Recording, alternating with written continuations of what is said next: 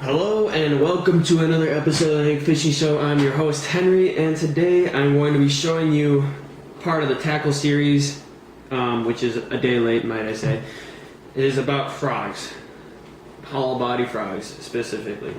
I got a few frogs here today to show you. Basically, what a hollow body frog is it's an imitation of a frog, and it's hollow. Pretty much, hence the name. It's got two big hooks right back here, sharp, so once that fish will crush it, boom, hook's exposed, set the hook, boom, you got yourself a fish. So, I got different kinds of hollow body frogs.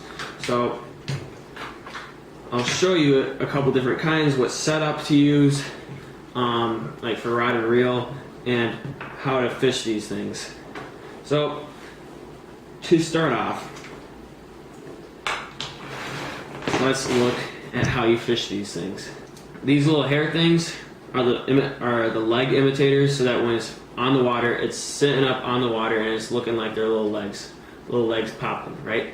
So, some actually do have real legs, which I personally don't use these as much compared to the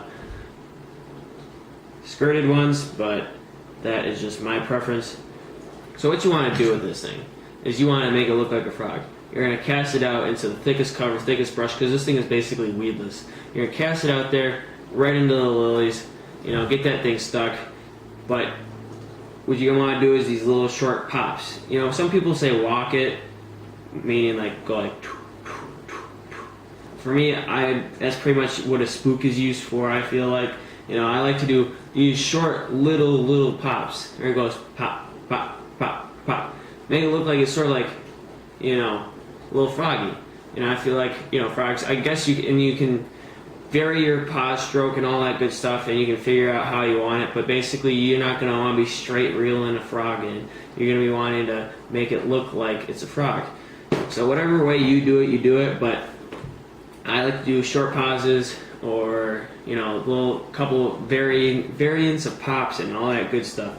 And so yeah, basically what the rod and reel setup for this, I would use a 7-foot, at least for me, I'd use a 7-foot medium heavy rod, just so I can get a lot of backbone on that rod, so that when I set the hook on the fish, I can actually set the hook. Because if you use a light action rod, it's going to be too much of a bend to get that hook set. You're going to want to use something stiff, you're swinging it like a baseball bat, because you really got to be able to drive that hook right into their mouth. That's why you see sometimes fishermen like really just rearing up on a fish.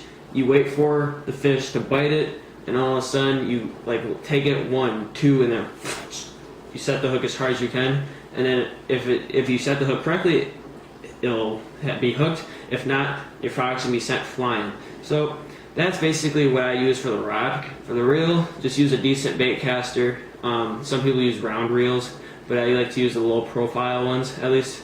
And yeah, so that's basically that's the rod and reel setup I use. So now we're going to talk about the types of frogs. I already talked about how we had these legged frogs, lunker hunts, or like the booyah or the live target. There's the spro frogs and all that good stuff, but you're basically going to get a couple different types. I have this really old one that just has a little weed guard, which I hardly ever use, but that's an imitation. And basically they're all meant to be popped like a frog, and so that is what I use. They can come in different sizes, shapes, Some even, they're called like hollow bodies, so you can use like the sunfish, little bluegill. That works for imitating a bluegill that's just on top of the pads that got somehow stuck up there, and then bass, boom, gets it. Also, a rat hollow body, that works too. It doesn't have to be specifically for bass either. Pike will hit these, muskie will hit these. They eat this kind of stuff. So basically that's all it is for frogs today, and I hope you enjoyed another episode of the Hank Fishing Show. If there's anything else you wanted me to tell you about frogs that I might have missed out on, which I probably did, just leave a link in or a comment down in the description box or the comment box below so that I can tell you. Thanks again for watching. Have a good one. Stay safe out there. Thanks for watching.